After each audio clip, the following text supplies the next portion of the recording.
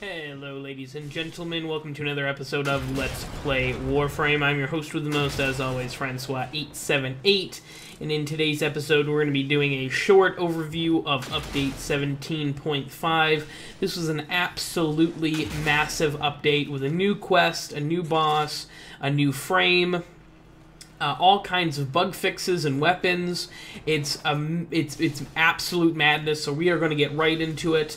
The new quest, the Jordis Precept. This is the reintroduction to the J3 Golem. The J3 Golem was an old, infested boss way back in the day, back in closed beta.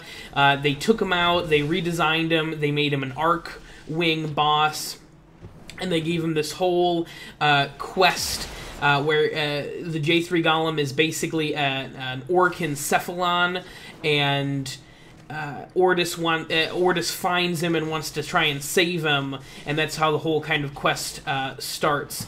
And I haven't done it yet. I'm going to do it for the channel. If you're interested in that, I'm going to do a live Let's Play of that quest, and I'm excited about it. I think that, well, Arcwing isn't the most exciting game mode we have in Warframe. I think something like this might be really interesting to see. And I love new bosses. I absolutely love new bosses. So I'm excited to see that. Next off, of course, we have the new frame. I believe it's the first time we've gotten a new frame mid-update in probably like 8 or 9 updates. It's been a very long time. That being, of course, Atlas. Atlas, the earth-bending frame, coming with 4 different abilities: Landslide, Tectonics, Petrify, and Rumblers. All rock and earth themed. I love Atlas. I will be doing a build video and a first impressions video shortly about Atlas. He is awesome. He is a lot of fun to use, and I very much enjoy him. He is one of my favorite new frames, for sure. He's got a lot of different things that he can do. Also, a major thing with this, because of the J3 Golem boss being mostly an Arcwing boss, there's a ton of new Arcwing polish and mission types. They added in Afterburners, which now is, if you press the jump button while boosting, it'll cause your Arcwing Afterburners to kick in, which will increase the player speed even more. There's bug fixes with that. There are a couple of new mission types. There are a couple of new nodes. Lots of good stuff for Arcwing.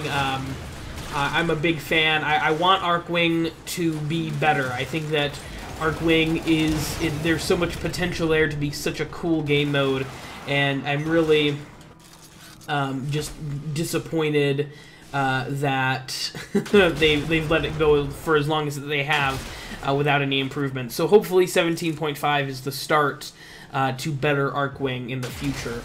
Next, of course, we have a bunch of new enemies. We have a bunch of new modular corpus enemies that range in various visual appearances, weapons, and powers. They do a bunch of different stuff. I'm not going to go through them all because looks like there's 8 different new corpus enemies, but they all seem to do different things and mess with you in different ways, which is a lot of fun, in ways that other enemies don't really do so much, which is nice. I like a variety of enemy. That's always good. Alright, next we have all of the new weapons. We have the Tico, which are the Iron Fist weapons. They're the new fist weapons that we've seen on Atlas a few times. Very cool looking fist weapons. I'm not a big fan of fist weapons, but just from the basic design of these, I'm very impressed. We have the Convectrix, which is the new laser beam shotgun, kind of similar to the Phage, but a corpus design instead. Not a bad shotgun. I'll be doing a build video for that shortly as well. The Sonicor, which is a secondary. It looks like a arm crossbow, honestly. It launches sonic energy that basically instantly ragdolls enemies when it hits them, or at least staggers them. I also have a video for that coming out shortly, a build video and first impressions. It's an amazing weapon. I absolutely love it. Then we have 2 new Arcwing weapons. The Phaedra, the Phaedra, which is the Soma's big sister. It's your Arcwing primary. And the